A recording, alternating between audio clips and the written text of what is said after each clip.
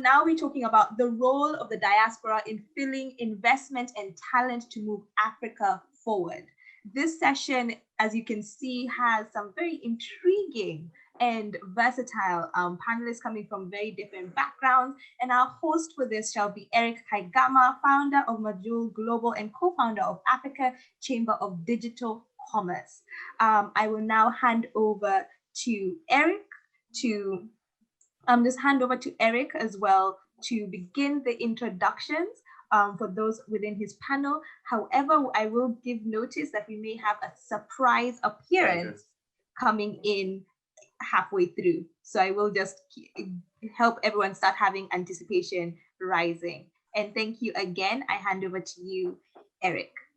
Good morning, good afternoon, good evening, whatever part of the universe you're at. Welcome to the Central Bank Digital Currency Africa Conference, organized by the Global Policy House, UK, and also the sponsors, and also its sponsors as well. And I also want to mention Michelle Chivunga, the founder, and also the CEO of Global Policy House, for putting together this awesome, virtual conference. And hey, how the panel is doing? I know I have a great team here. We're roaring to go. My name is Eric Kagama. I'm the founder of Quantum Blockchain Inc. and also Africa Chamber of Digital Commerce, all based in Minnesota, the United States. I'm a home lad, I'm a community. I look at myself as a community organizer. I have a background in business administration. But that notwithstanding, I've always been this kid that always wants to participate in one thing or the other to move Africa forward. And I would like to welcome all the panelists today. Thank you, and thank you for making time. It's good to have you here on the conference. Thank you. Yeah, and I would like to recognize the presence of Yvonne, and I have Aitwaz, and also Chimeze, and also Jose. And hey, let's get this party rocking, right? And before we kind of just do a deep dive, how are you all doing? It's good to hear. Let me hear a little bit of, let me hear your voices. Everyone doing well? Okay, let's get it. And for the people viewing on Facebook and also through Zoom, welcome to the conference, and hopefully we're able to do great justice to this. And I know I'm going to start this way. In 2013, that is, CNN, had one of the articles that said the secret weapon that Africa has is the diaspora, right? And 2013, I think it's about 7 years now. So let's see if we've lived up to that expectation. And starting with the whole topic today, which is the role of diaspora in really accelerating investment, and also investment and talent to move Africa forward. And I'm sure the panelists will do it a great justice. In every mission, in every journey, we also need allies, right? We also need allies and partnerships and stuff like that. So we're also going to touch on that as well. And without wasting further time, much time, and I'd like to go with. Let me throw this question to Yvonne. Yvonne, before we get to the question first, I want you to do a short, introduction of yourself, names, and also designation and affiliation as well. Let's get to know you a little bit. Thank you. Hi, Eric. Thank you. Thank you for that nice introduction to the panel.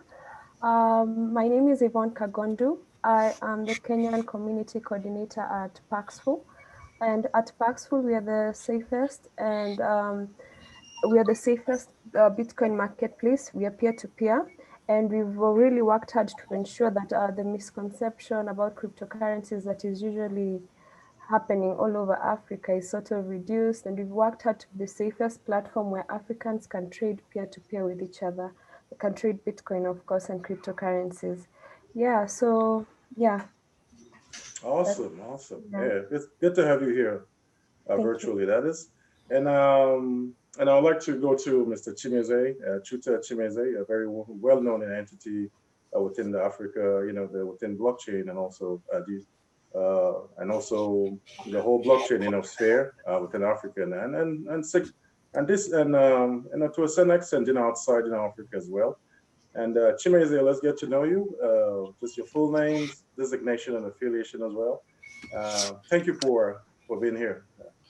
Yeah, thank you so much, Eric. A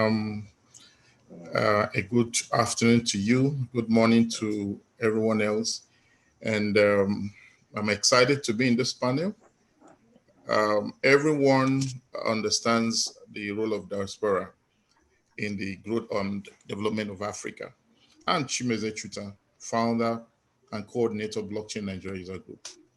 And in the past 4 years, I've dedicated much of my time, much of my resources to advocating blockchain technology in Nigeria and across Africa. We've done a whole lot of job interfacing with policymakers and regulators. We have been very practical and visible in the industry, being a voice that speaks for the industry and also a community developer and builder. So we've been able to also spur a lot of startups in the industry in the course of the last 4 years. So that's one of the things that I've been involved with. I've been a tech person for the past 20 years. My background is software development, and I'm always excited about innovative technologies. And I like to be one of the first to jump into the new stuff that goes on in this space. And things like this are the things that excite me. Thank you, Eric. Thank you. We're delighted to have you here, Chimeze, and looking forward to having, just hearing from you and your wealth of experience. And I'd like to now move on. I'd like to introduce Aitwaz Kola Oladijo, and hopefully I did better this time around, right? Yes, you did. Okay, thank you for that butchering your name. Thank you. And let's get to know you a little bit. Name, full names, designation, and also your affiliation, and any other awesome thing you do in your personal life. That will be in like a few seconds. Thank you. Good afternoon, everyone. Good morning to those where it's still morning. I'm excited to be here with everyone to discussing the role of diaspora in developing the African continent. I'm Aitwaz Kola Oladejo. I'm the Executive Director of Financial Services Innovators. Before then, I was in NIBS and I was the Head of Research and Development. And emerging technologies, blockchain was one of the passion that we had because we know it's an emerging technology and we believe that it was going to help transform the financial landscape in Nigeria. However, today, we own and we manage in trust for the community we run. We have about 2,900 members, the Industry Innovation Sandbox that is open to startups, even students, to experiment with their ideas. And then we also foster collaboration with existing licensed players in Nigeria, and they can take their innovations to the markets. We also advocate for more fintech policies in Nigeria, because we believe that that's one way to spur innovation and to also spur economic development, creates employment. Thank you very much once again, Eric. Thank you. And we're absolutely delighted to have you here as well, and looking forward to hearing more from you. And with that said, I'll reach, and our next panelist is someone I describe him as a serial entrepreneur, a great ally as well. And one thing in the journey of achieving greatness, even let's take for instance, it could be a sports, let's say a boxer for instance, right? You require the corner man, the trainer, and a bunch of other people to get you to that championship, the medals and all the things you need to get, and Africa coming to its own. And I feel the journey requires, supersonically, in terms of acceleration, right? The synergy, that means the folks that are at home, and also some of us that call outside, Africa home as well, and also our allies as well to get us to where we need to get to. And I would like to introduce, Jose. Jose is a tech entrepreneur, and I'll let him share a little bit about himself, his full names, designation, and affiliation, a little bit about what he's doing with his current project. Thank you, Eric. Welcome, Jose. Thank you. So yeah, my name is Jose Fernandez. I'm a chartered economist. I've been working for different banks, Santander and ING. I've been in the banking industry for a long time. Then I'm originally from Spain, so I did this all in Spain. I started serving my diplomatic service as a trade officer and then as a consular officer in different postings. And around 2013, I started to discover at the same time what has become two of my greatest passions, blockchain and Africa. I left my diplomatic service to start a fintech company in West Africa. We opened shop in Senegal, then Ghana, and finally Nigeria. It was called Atlas, and me and my co-founders and my team, we managed to deliver formal banking to very rural communities in all of those three countries, to over 100,000 families there, using a group of over 700 agents. And these agents were just kids anyone with a smartphone that wanted to make some cash as an Uber for driving kind of model. Everything powered by blockchain. We managed to get on board quite a few big banks. Barclays Bank was our main sponsor, EcoBank. We managed to get on board different banks to support the operation. We managed to get on board a lot of community leaders. And through this experience, I realized the incredible network that that Africa had of people both in diaspora and in the proper continent that are willing to join forces in amazing ways, kind of like in a decentralized manner, kind of like how blockchain works, for a common goal. So yeah, now I'm the CEO and founder of Banquish, and Banquish focuses on delivering alternative credit scoring for gig workers. So kind of like a FICO, a TransUnion, and Experian for gig workers. What we do is we allow any gig worker, any Uber driver, any Airbnb host, any freelancer, Upwork or Fiverr or Etsy, anyone who delivers their products or services in a marketplace and gets the payout and the ratings there, we allow them to log in to our app through their user and password for those platforms. We analyze their history in those platforms as it pertains to payouts and the ratings they've got for their services. And we give them a credit score that we then communicate to banks so they can get better banking. All of their information is on the blockchain, so they are the owners of their information. That's where I'm at right now. Hey, sorry, this is Michelle. Lovely. Oh, surprise, yeah. Surprise. Hi, everyone. Thank you so much for only Michelle, wonderful panel, and you guys are really killing it. Yeah. But we did announce during the conference that we will have a surprise, and have a surprise visitor for everybody who's going to jump on now for a few minutes because he's going to have to shoot off. So he's jumping onto this panel, and I think right now, spot on time because of the topic you guys are covering, around investment. So, absolutely. Good to have you here, Michelle, and also Tony. Is it Tony or Tone? Tony. It's Tone, but Tony is fine. I'm sorry, guys. It was just I had really bad timing today. I don't really mean to jump on your panel. I do feel really bad. I'll just do a quick intro, and maybe I'll just comment within the panel. My name is Tom Vase. I've been in the Bitcoin blockchain space for about 7 years.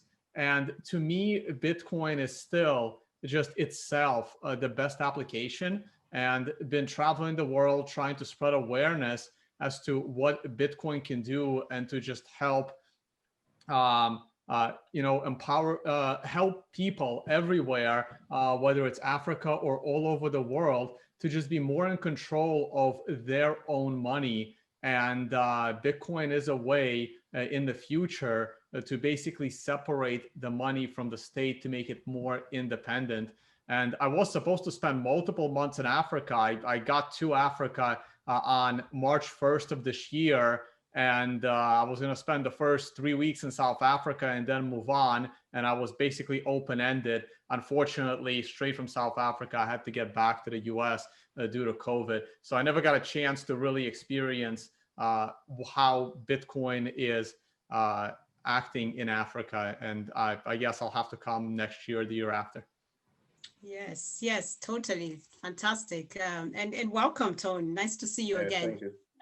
It's a real pleasure, and please, thank you for taking time. I know you're a little pressed, but one of the questions I did have from a lot of people was actually, do you think decentralization is the future? And then do you think many people in Africa will adopt cryptocurrency? And if so, which cryptocurrency? Sure, I'll try to answer it really quickly. I believe that decentralization is the future for currency, and there will be only one currency, and that decentralized currency, and that's Bitcoin. The way we have one decentralized internet today, we can debate whether the internet is really decentralized or not, but it has been pretty decentralized. Some countries have been able to keep it shut down, and that's unfortunate. But in general, whether the information on the internet is true or fake, the internet is pretty decentralized, and we only have one. We don't have a dozen internets competing. We don't have 3,000 internets competing. We have one. I see the same thing in the world of Bitcoin. I haven't written too many articles this year. I only wrote one, and it's basically describing what is decentralization. And I feel that Bitcoin is the only project in crypto that actually has decentralization. It doesn't mean that the other projects are bad. It just means that they're not decentralized.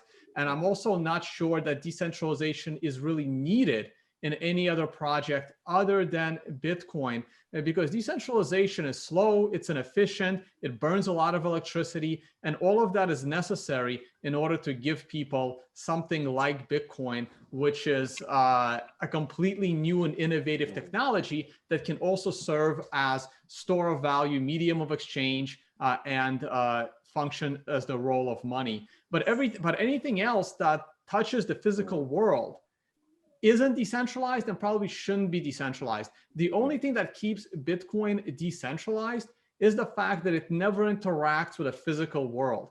The moment you interact with the physical world, the properties of the blockchain make no sense. You can't put real estate on the blockchain. Real estate could be confiscated by your government. You can't put anything physical on the blockchain. If two people have a contract where they have to meet in person or something gets done in the physical world, the blockchain becomes basically useless. And a lot of people just don't see that. And they also like to print money with their own tokens, which I'm also generally against. Yeah, awesome. Tone, and thanks for that, contribution. And I'm kind of curious to, in a little bit here to see how we can tie this into that accelerating, the investment, flow into Africa. And but that's a great contribution, from you. And I'll just go to Yvonne right now. And a quick question to you, Yvonne. How can we create the required synergy between the diaspora, and also, the folks on the continent to accelerate that inflow of investment to the continent. It could be in whatever form, right? It could be cryptocurrency. It could be the conventional fiat. But how can we get to that place post-COVID where we're able to see that being implemented and begin to see a lot of incredible things happening on the continent? And to you, Yvonne, thank you. Thank you, Eric. And I'm actually very, oh, sorry, I feel like someone's talking. Okay, so I'm very pleased to be a member of this panel with a surprise guest. Nice to meet you, Tony. Thank you. And Likewise.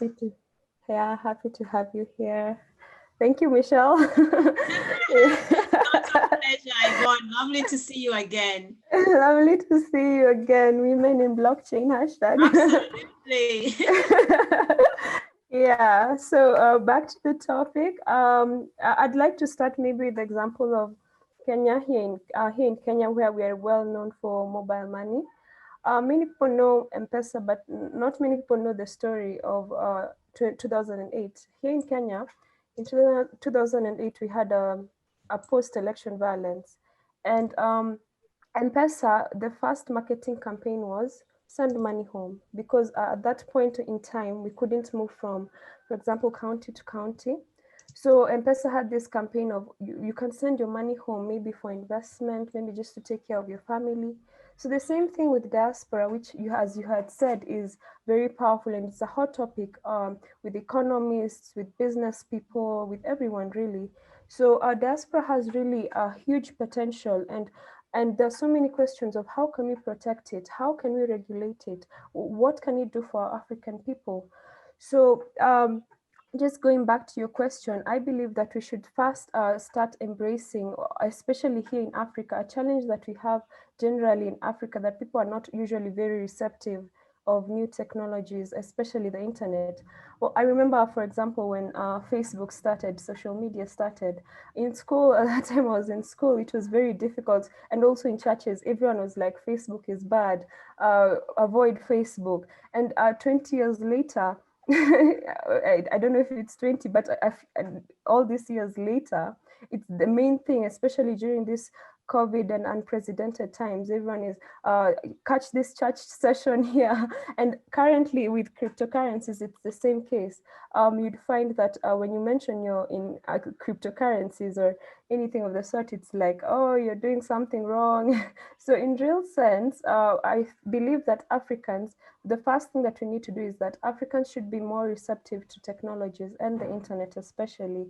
And I think when we educate our Africans that the internet is not necessarily a bad thing, let's not play catch-up game with all the other continents. Let's actually be receptive of technologies and the internet in due time, once, especially digital technologies, Bitcoin, for example, central bank digital currencies, and that will be able to catapult us to the next level.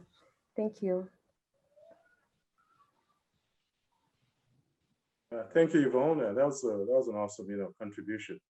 And yeah, it's with the central bank, with the central bank digital currency, and the cryptocurrency and the fiat and all those things that are either a form of store of value or transactionally something we arbitrage with. And with all these things happening, I know there's need for us to it has been throughout the years, we've always talked about it. We've also had, as they will say in America, we've always had this big game. We talk big game, but we never come true. So, and I'd like to kind of just to further the point you just made. I'd like to go to ITWAS and kind of just explore a little further with the emergence of technology, with COVID limiting our mobility, moving from one point like we used to from another freely. So what is the role of technology in creating that synergy and also optimizing the diaspora community and leverage, back on the continent to create the required growth and development that is really needed in form of investment, like in Africa. So what do you have to do in Africa, and what do we have to do over here with some of our allies as well to get this thing working, to transition from just merely talk to actually seeing, it manifest, right? Absolutely. Now I'll throw that to you, ITWAS. Thank you. Okay, thank you very much, Eric. Nice to meet you to raise. And Michelle, one more time. Okay, so yeah, COVID brought a harsh reality in Africa and Nigeria in particular, because I live in Nigeria. And we started in Nigeria. I would say that the payments landscape is quite developed. Yeah, Nigeria is part of the digital economy. However, we have not achieved the 80% financial inclusion rates. The central bank actually thought that by 2020, we'll be able to achieve that. But with the effect of the pandemic, that slowed down some of the operations and initiatives of the central bank, like SANET, for instance. They were supposed to roll out about 500,000 agents. And COVID had a huge impact, adverse impacts on the agent networks. And so agents could not really go out there and take deposits and do stuff. So it was a harsh reality. Clearing was also suspended by the central bank because of contacts, the fear of contacts, touching checks and contacting COVID. So check clearing was also suspended, and up to now it's still suspended. And then there was a huge leap in digital transactions. Nigeria or Africa is part of that digital economy, which we know that technology is ruling the world, is driving the world. Currently, the top 5 companies in the world, Facebook, Amazon, the likes of Google, some of them are already $1 trillion companies capitalized. Even when their shares dipped in February, their shares grew again because a lot of people invested in them. So we know that technology in the future and technology is redefining how we live. Yes. So I would say that African diaspora definitely has a huge role to play in terms of technical competence. And let me break it further down. So I have young kids, and then with the harsh reality of COVID, they couldn't go to school. And school was in mid-session. There's a lockdown in the month of April. And so they had to continue education with e-learning, right? So a lot of schools adopted e-learning modes. Some started with WhatsApp. So tell you how the different levels that you see. Some started with WhatsApp chats. They'll post something on WhatsApp. The kids will have to respond to their assignments. Some others use Zoom, okay? And we all know that subscription to Zoom grew astronomically. A lot of people at home started subscribing to Netflix because of boredom, right? Okay, public schools in Nigeria did not have that kind of structure. So what did they do? They took to television stations, TV, media, radio, and that's how education was being administered. The question is, how effective was that? I believe that education, collaborative learning, e-learning, for instance, before even going to the financial services space, can be democratized so that you bring down the cost of virtual learning platforms. It's still like, apart from the universities, even the universities, most of them don't really have their own virtual learning platform, right? But to bring down that cost so that it becomes like second nature to Africans. It becomes like second nature to Africans. We have a population where over 70% are millennials. Africa is, the whole world is interested in Africa because Africa has a young and growing population. That's the generation you would call the digital natives. And so I think in terms of technical competence, for instance, diaspora has a role to play. And how can they do that? Provide support. You can also provide funding. You can invest in startups. Looking at our markets broadly, you have the real sector. So you can talk about agriculture. We have a lot of agri-tech startups coming up these days, doing mechanized farming with drones and the likes, right? Predicting yields of crops to enhance harvest. So I've spoken about education, even health, the health sector. A number of people died, not necessarily because of COVID, because they didn't get attention early. So maybe first consultation that could have even been virtual. They didn't have access to virtual healthcare. Consultation, oh, I have this symptom. I think you should do this or do that. That could have even solved some problems, you know. So I think that a number of people migrate for certain reasons. They migrate for maybe greener pastures, as we say. Some also migrate to go and develop their technical competence or skill. In a world where technologies like application security, artificial intelligence, blockchain is emerging, I think the diaspora has a key role to play in providing that technical support, and also advocacy. I think it's a strong group because we're interested in their remittances. So in terms of advocacy, scream. I know you've been talking. I want to say scream, scream and say, oh, let's develop this continent. There are measures we can put in place to get things moving. And I know that remittance system needs to be addressed. 2019, according to a report, $48 million in remittances to Africa. And that doesn't cover informal remittances because people still believe that it's expensive. That's where maybe cryptocurrency can even provide a medium to make these things cheaper, if you ask me. I know the likes of Ripple, I know the likes of M-Pesa doing stuff in that regard, or even regional trade. How do you enhance regional trade? But however, the concerns, speaking to Africans in diaspora, the concerns most of them have is trust, lack of trust. Am I sure these institutions are formidable enough? Talk about political instability. So investment money, is my investment protected, for instance? Am I sure I will not lose my funds? Foreign exchange risk, we know what it is right now. So a typical bank account in Nigeria, there's a limit for foreign transactions, $200. It was even $100. It just increased to $200 because of the economic downturn.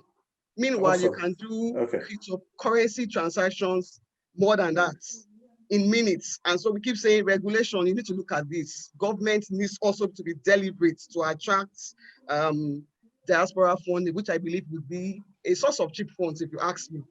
Absolutely. And put a structure in place to allow these things come in. Thank you. Wonderful. You know, that was a good contribution there. And with that said, that means we have to increase our leverage and also engagement as well with Africa and also the diaspora, some of us that are in diaspora, right? And I'd like to go to Michelle Chibunga, who happens to be the brain behind what we're doing today, the organizer, the head of the Global Policy House, and to kind of piggyback on what Mrs. Kola Oladejo said. We know that diaspora is a $50 billion a year remittance, powerhouse. So Michelle, this is a question to you. That's $50 billion a year. It's a whole lot of change there, and the source of that, $50 billion a year is the diaspora, the diaspora community. But how can we leverage more effectively how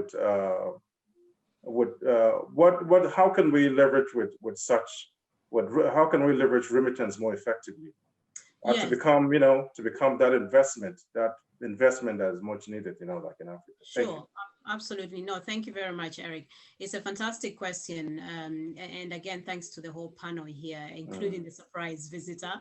I think, remittances, it's a huge, huge market, and I think still very untapped. And in fact, the diaspora, is actually a very rich resource for Africa.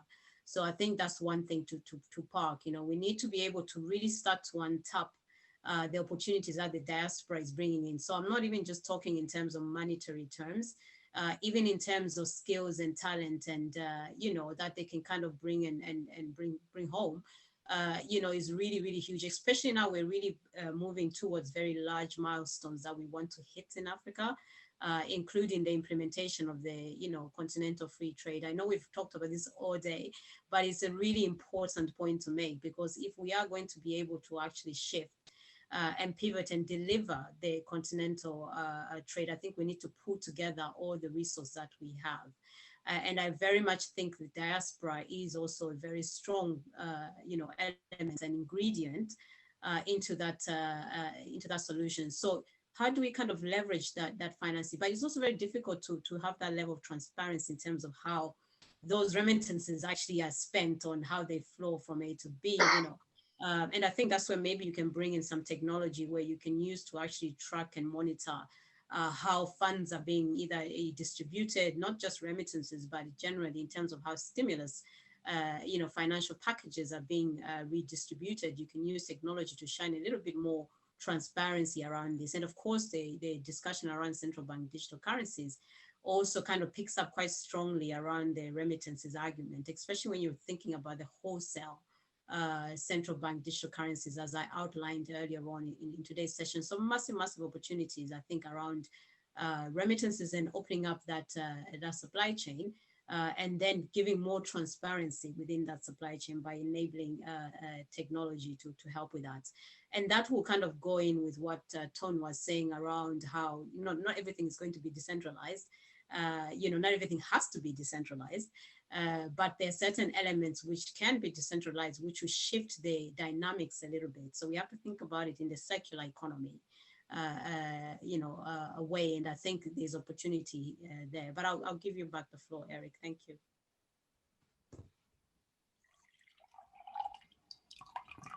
Oh, Eric, you muted. Yeah, thank you, Michelle, for that contribution. That was pretty awesome. And the whole, lately, everything that I do, I look at it in terms of ecosystem, right? Because I think we've realized, individuality, has its own limitation. Especially, we live in a world that is highly infested, infected with, COVID. Mobility, we're limited in terms of where we can freely go.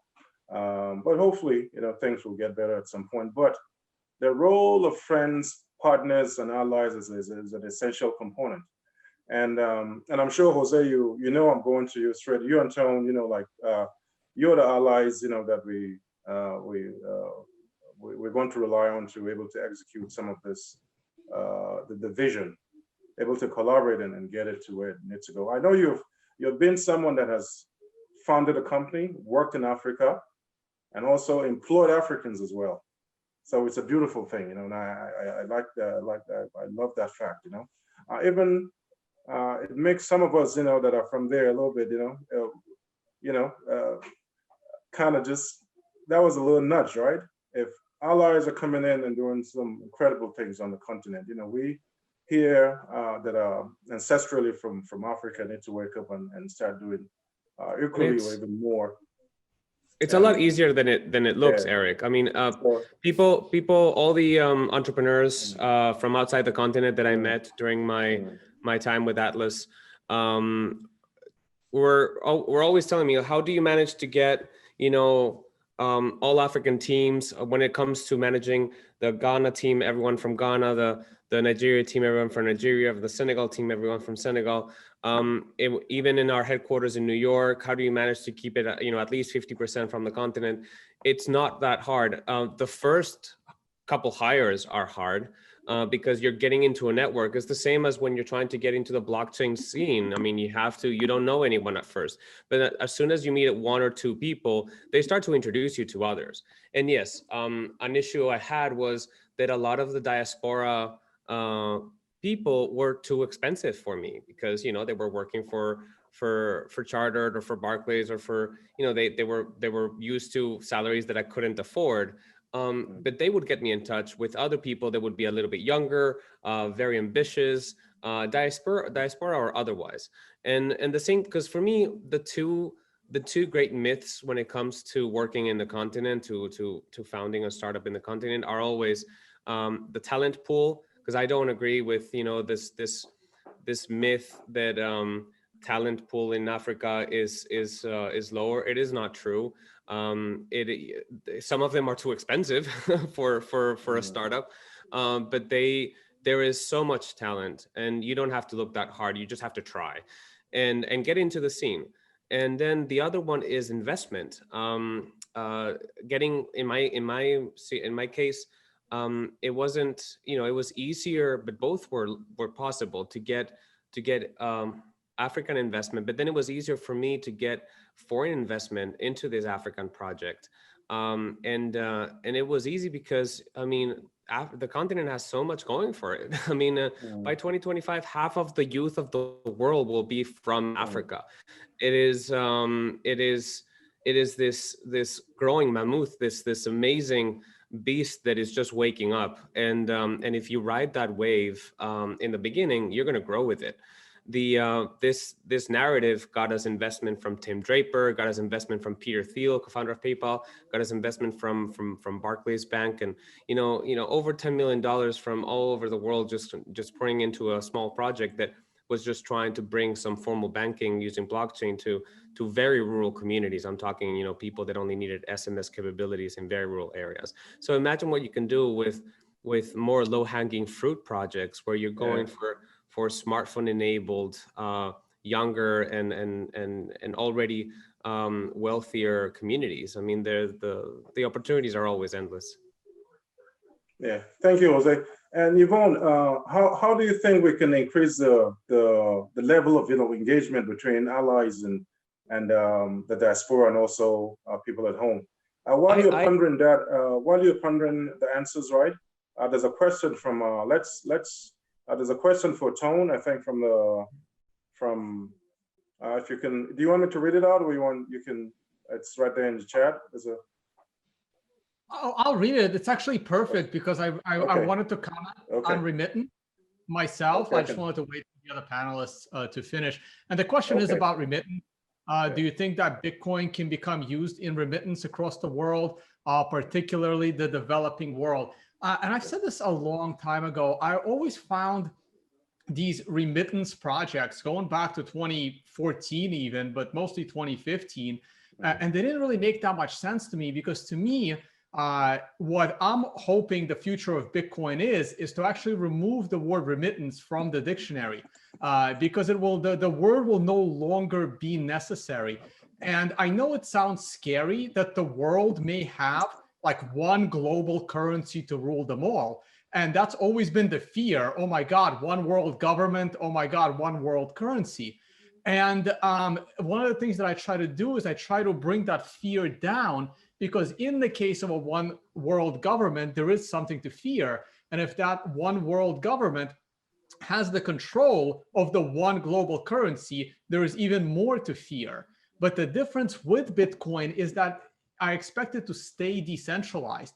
I expect the 3 levels of decentralization of Bitcoin being running a full node, the development, the maintenance of the code, and the mining structure to remain keeping Bitcoin decentralized. And in that future, Bitcoin can become this one global currency, and then the word remittance no longer exists.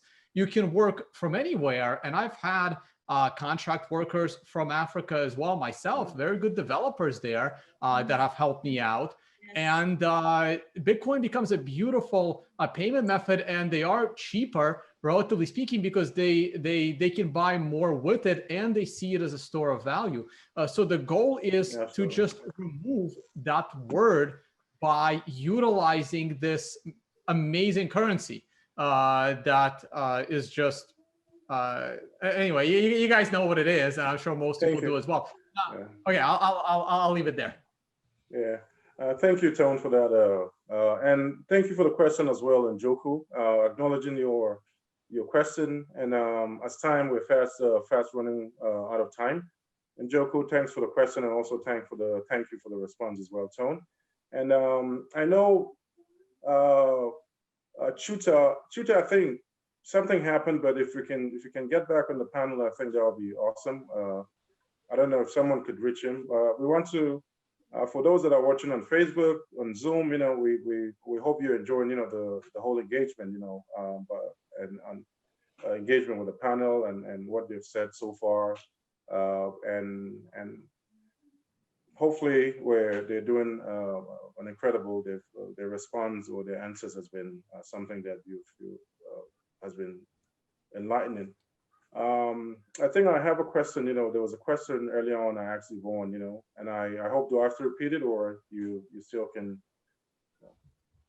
No, it's okay. I think I was just saying, if I can just repeat, for a moment, just how can we accelerate or increase the engagement between allies and also both the diaspora community and also some of our brothers and sisters on the continent, so that we can really have a more meaningful impact, because we know they're part of the equation as well. Thank you. Yeah, thank you. Thank you for the question. And maybe I could just echo what my other panelists have talked about. Well, for starters, I'd say yeah, as Jose, I'm sorry, I don't want to mispronounce it. Jose, has mentioned Jose mentioned about how youths are very big in Africa. Also, another thing that's very big in Africa is unemployment of the youth. And strangely, here in Kenya, we had such high unemployment that a lot of the youths turned to freelance work, as Ton had mentioned. So that actually led to a lot of youths receiving remittances through various payment methods. And one of the things we've been working at in Paxful is encouraging the Kenyan youth to use Bitcoin as a payment method and receiving money from all over the world. That's because the systems that they've been using have been very restrictive. One thing that I personally love about Bitcoin is that it's decentralized and it's not very discriminatory as most centralized system, like especially because some platforms don't have a focused support system here in Kenya or here in Africa. So you find one day someone has opened an online wallet system and the next day it's shut down. But Bitcoin is more open to such activities for freelance work, for youths to work and to operate. And as we're moving to this global village, I also support that the word remittance should be removed from the dictionary, because we're moving into a space where currently, my panelists, where are you from? We were like from all over the globe. And if right now you want to send money to a Kenyan here, it will take literally the same time that I would want to send money to a person in UK. So one thing that I'd say is we embrace the internet, we embrace global currencies, internet currencies, and I think that's how we can accelerate more diaspora interaction here in Africa. If I could add just one little thing, because I really want to highlight what Yvonne just said. I believe, and I tell this to everyone every diaspora that I meet from the continent, as a former diplomat, you are all ambassadors. I think that the biggest thing that Africa needs is better marketing, because the truth of its potential is just so blatantly obvious that if you just put a little bit of marketing out there, a little bit of better PR, money will come pouring in, talent will come pouring in, and it's just I always say, if you're outside the continent and you're meeting with people from outside the continent, you are an ambassador to the continent. You need to do your part. Thank you, Jose. And hey, glad to have you back, Chuta. I thought, I was like, oh, where did he disappear? Virtual. But anyways, Chuta, I would like to hear from you. What have you observed as a player in this space, in the whole technology sphere? And I know, Yvonne, Jose, and also Tone as allies, and also some of you that are at home and also are well-traveled. What have you noticed as the major challenge, to achieving, achieving what we talked about? That means increasing, accelerating investment flow to Africa from either the diaspora, also the allies as well. What have you observed as a major challenge or challenges, and how can we overcome those challenges? Chuta, thank you.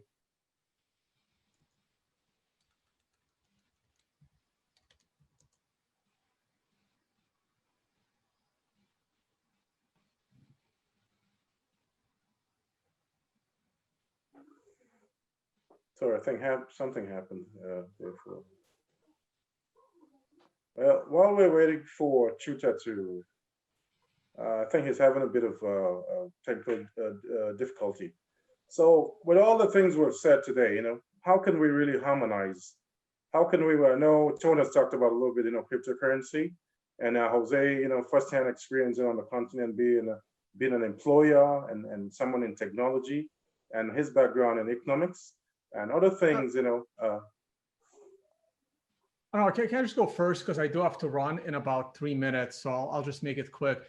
To be honest, I think that the most important thing that can be done is to talk to basically to the leaders of the countries, to the government, and to significantly relax regulation on financial transactions. This is what has been one of my big battles on my YouTube channel, that I try to educate people that this view on many governments around the world to criminalize the money that you have, to demonize people that happen to earn money. And these are your job creators. These are the people that will bring jobs. They will bring innovation. And this stranglehold that the world has on the transfer of money is crippling probably the entire world. Now, I understand that there needs to be harsh regulation on those that are managing money on behalf of other people, those that are soliciting money from other people for their investment. But as far as people's ability to spend their money, people's ability to do with their own money, like their own property, like you can basically do many things inside your own house and no one says anything as long as you're not endangering others. There's no difference why that shouldn't be the case with your money that you have earned. And I think the countries that have relaxed this regulation historically have succeeded. Dubai, Singapore, Hong Kong. I mean, these little cities basically have become immensely powerful, and that's how the U.S. initially became powerful as well. This freedom of using money, and the countries that just accept Bitcoin for what it is and allow it to even potentially remove their own government currency from those nations' borders, those will be the countries that will lead the future of innovation. Thank you, Tom, for your contribution. That was, we love the fact that we, you know, what I heard from what you just, your contribution is, there has to be a unified system, right? There has to be at some point, you know, there will come a point where we have to, let's say the cryptocurrencies or the central bank digital currencies might be what will be the conventional ways of, you know, means of transacting, you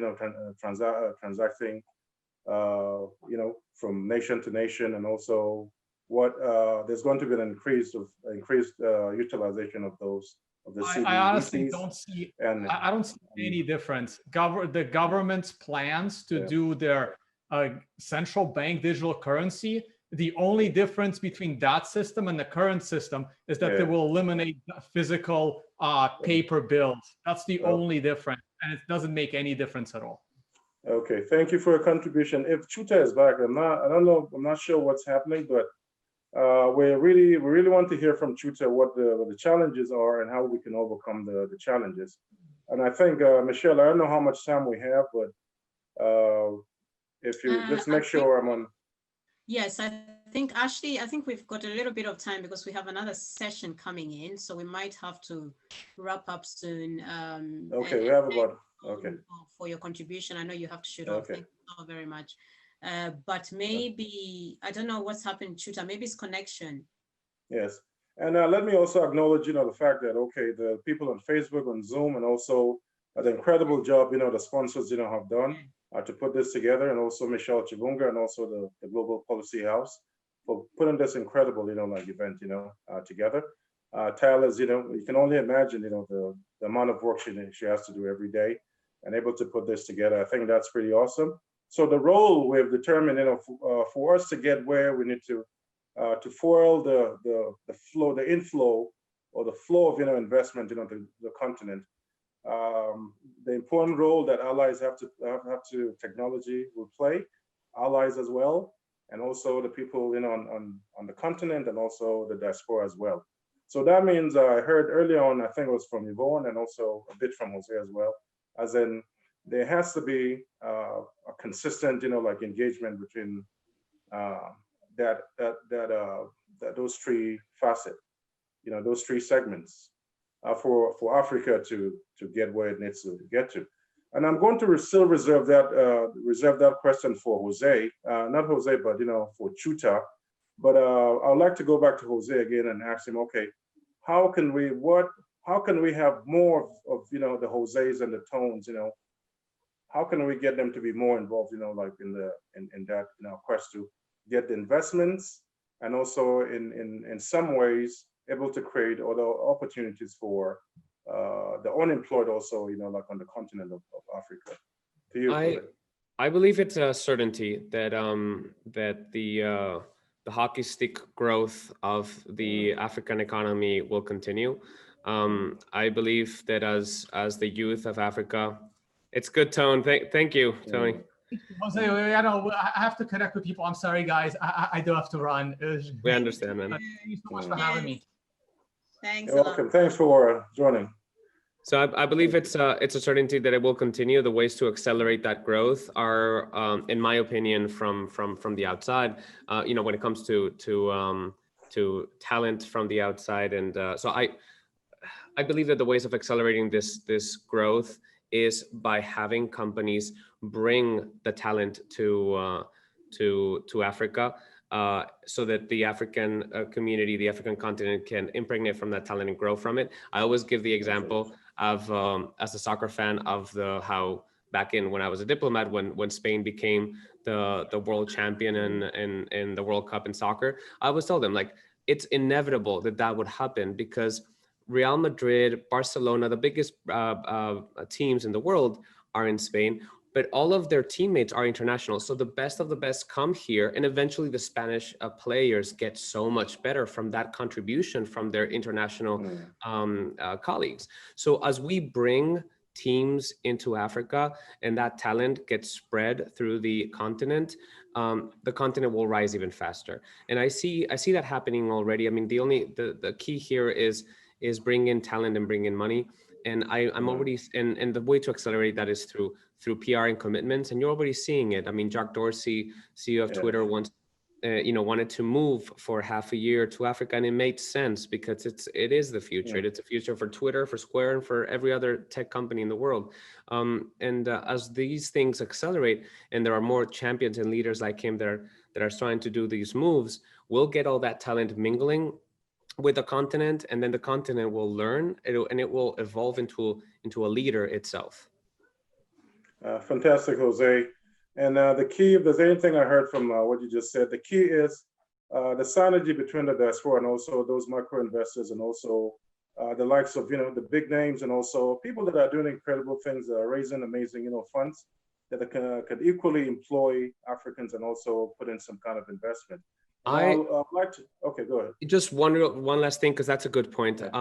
I initially, everyone would point me out when I was starting with a company in Africa. Everyone would point me out to impact investors, and impact investors proved to be too slow for the pace of my company when it came to decision making. And I'm used to Silicon Valley making decisions within a week from the moment they meet me to the moment where I cash the check. So I focused on the Silicon Valley investors, and everyone would come with the same question. The country risk, the unknown, the uncertainty of the African continent to them is very scary. And I became really good at dispersing those doubts. I just became a really good explainer of the African stability, because when you have such a massive market, the fact that the market waves move up and down doesn't matter, because your threshold of profitability is still way under any potential instability. So if the market moves like this, but all you need is this to make it $1 billion company, you're gonna be okay. Explaining that kind of things in a way that Silicon Valley investors could understand was very critical for me. So I hope that can help others. Yeah, thank you, Jose. I think we have less than a minute, and I'll go to towards Mrs. Kola Oladijo. How can we have this? What role is the central bank digital currency going to play in accelerating those investments? Thank you. You're muted. You have to unmute yourself. You can start all over again. Thank you. Okay. Thank you very much, Eric. The central bank's major concern, where cryptocurrency is, where we talk about cryptocurrency, is one, the volatility of cryptocurrencies, right? And so it shouldn't be a store of value. And they're also interested in consumer protection. So people invest in cryptocurrencies and then eventually lose all their investments. However, I would rather lean towards central bank digital currencies, if you ask me. And I will tell you why. The cost of issuing fiat currency, paper money, is very high in Africa. Even though people say that Africa can leapfrog, internet is not stable in Africa. Yes. Have internet hiccups and all of that. Data is not yet democratized, so everybody does not have access to data. We see the effort of Google and Facebook to try and bring down the cost of data services, right? So I think that the central bank digital currency will allow the regulators to understand digital currencies, first of all, and how they operate. I think that's where to start from, if you ask me. And the IMF Prime Minister mentioned that, was it 2019, that central banks, if they want to compete in that space and allay their fears, they should look at issuing digital currencies. There are two models in issuing digital currencies. It's either you go the wholesale way. The wholesale method is model is every consumer banks with the central bank, or you go the retail model. The retail model is central bank issues digital currency, gives the money to the commercial banks, the banks, and then the commercial banks also distribute that currency among their consumers, which for me, I think that's the preferred way to go. So it first of all reduces the costs of issuing money, and then they will understand that, oh, there's even value in digital currency. There's even value in cryptocurrency. Nigeria, for instance, has a very, very, very strong cryptocurrency community. And I've been on some of those committees where this has been discussed over time. There's a time we're talking about Naira, crypto Naira, something like that, okay? Can central bank issue that? You know, so one of the things I say about regulators that regulators are very slow. You mean the Naira stable coin, right? The Naira like Naira single coin. That conversation, stable they had that conversation. Yeah, they had that conversation. But I think where to start from is issue less of cash, paper money, right? And issue digital currency and learn the ropes. That's one key element for the central bank to move this forward. I'll tell you what has happened in Nigeria, but I'm going somewhere. That's one key way to address the concerns that they have. Another thing to address is, how do you regulate the virtual exchanges that manage cryptocurrencies transactions? So for instance, I just signed into Luno or anybody. If they like, they take KYC. If they like, they don't take KYC. I do my transactions. It's a very good way for money laundering to thrive because of the anonymity, even though we know that you can unmask those addresses for the likes of Bitcoin and some cryptocurrencies, not all cryptocurrencies, but for some, you can unmask the identity of the address. So that is another major concern, and there has to be policies around that. And so some virtual exchanges are self-regulating themselves. They ask for certain things. They take your KYC, they do full KYC before they allow you to do a transaction. The third concern, which I think will make cryptocurrency thrive in Africa, is the use case. What is the primary use case for cryptocurrency? What's the primary use case? And I think regional trade is a use case. So even to send money to Benin Republic from Nigeria is a challenge.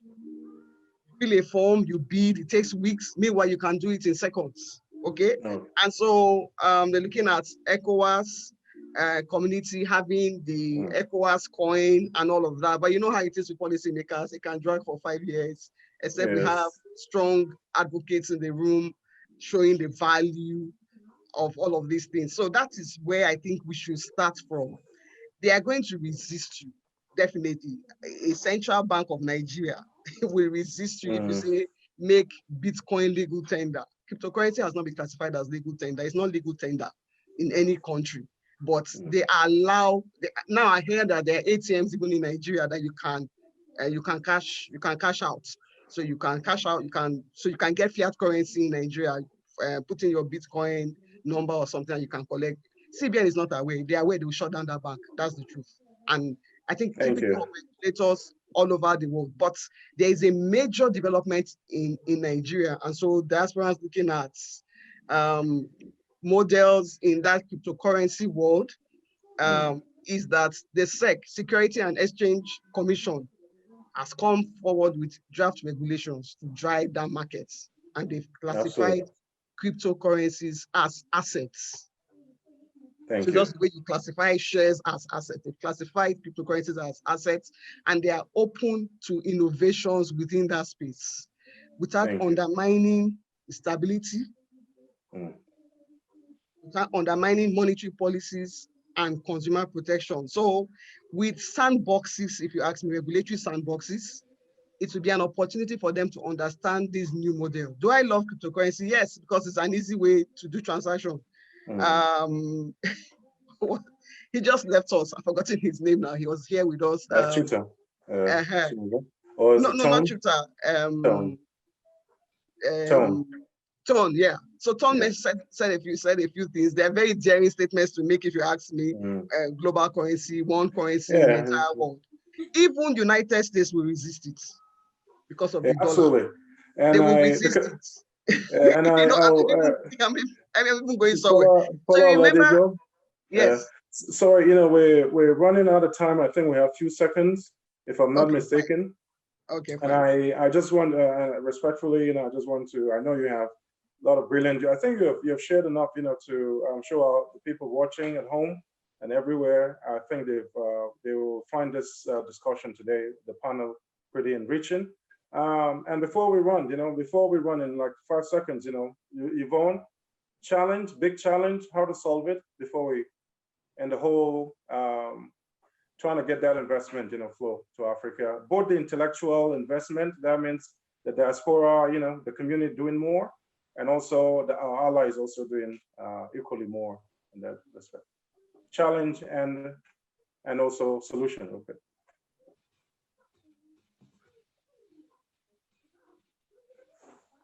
Oh, thank you, Eric. As we close the session, first I'd like to thank you for being a very good moderator. And also, before I go to the question, I believe, I think what my panelist was talking about is actually very true about central bank digital currencies.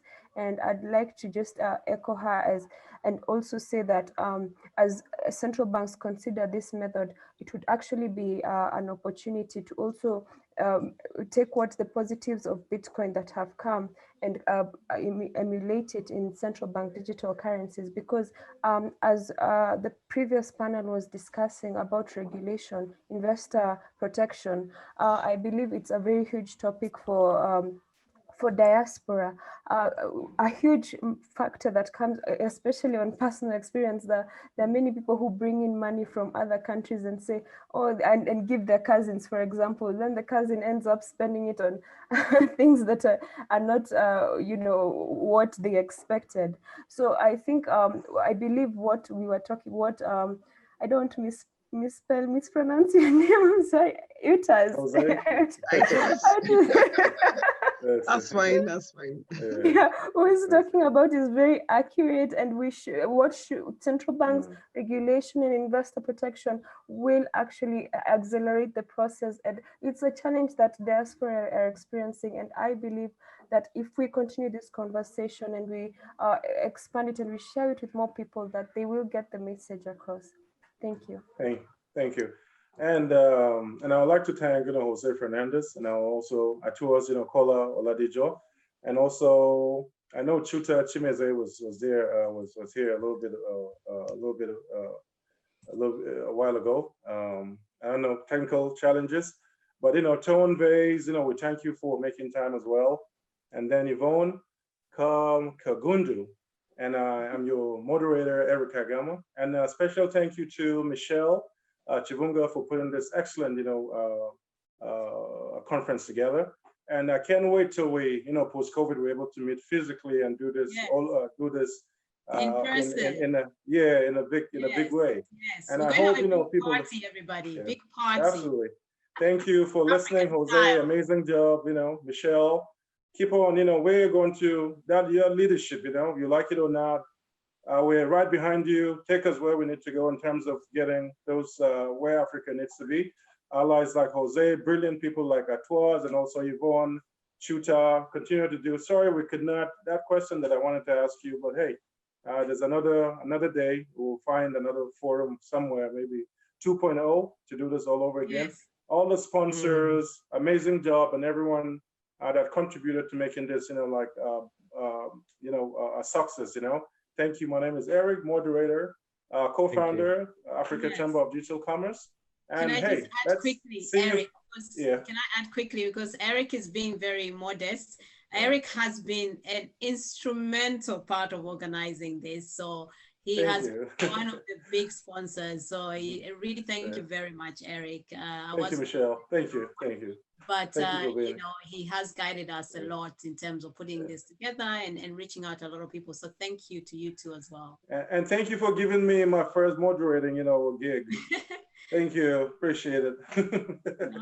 Thank you, everyone. And we hope to connect in another virtual space and get to know each other much more and all that. Thank you, and God bless everyone. Thank you.